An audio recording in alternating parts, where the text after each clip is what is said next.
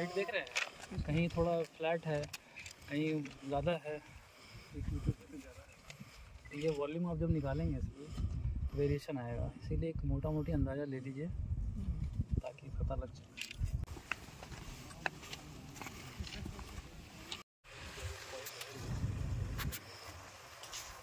नमस्कार, मैं हूं विकास पांडे और आप देख रहे हैं छोटी खबर बड़ा असर।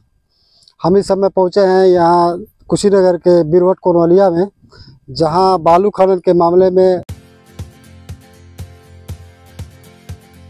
अधिकारी यहां आए हुए थे और उन्होंने जांच किया है।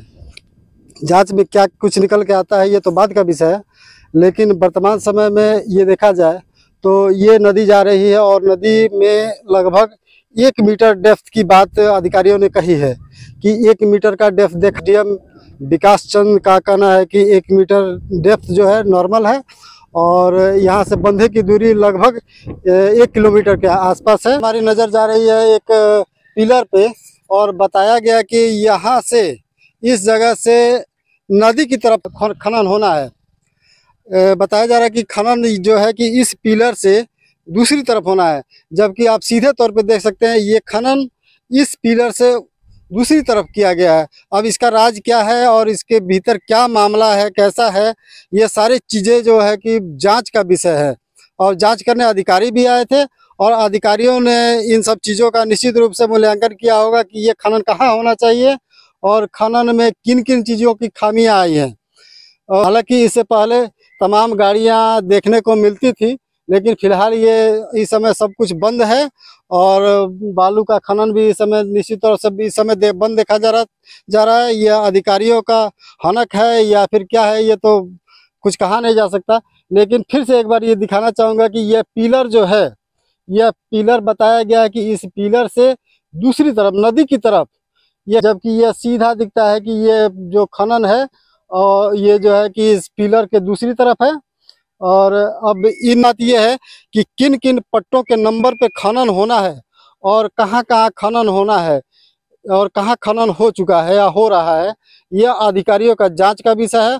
और अधिकारी निश्चित रूप से इन सब चीज़ों का ख्याल करेंगे और देखेंगे कि कहाँ क्या है। उसके बाद से रिपोर्ट आनी है, रिपोर्ट आएगी और दोषियों का पता चलेगा।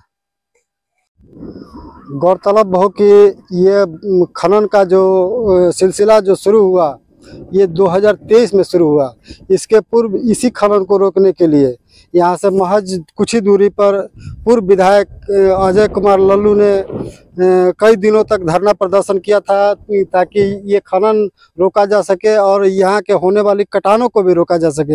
लिहाजा इस नियत से जो है कि धरना प्रदर्शन बहुत दिनों तक चला था।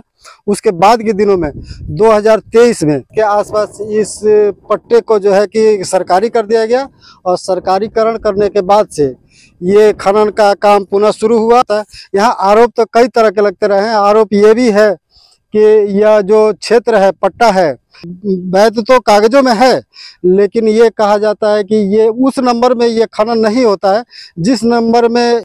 दूसरी बात यह है, यहाँ आरोप यह भी है कि यहाँ जो काम करने वाले रोजगार मजदूर जो आते हैं उनको बहुत कम मात्रा में अवसर दिया जाता है।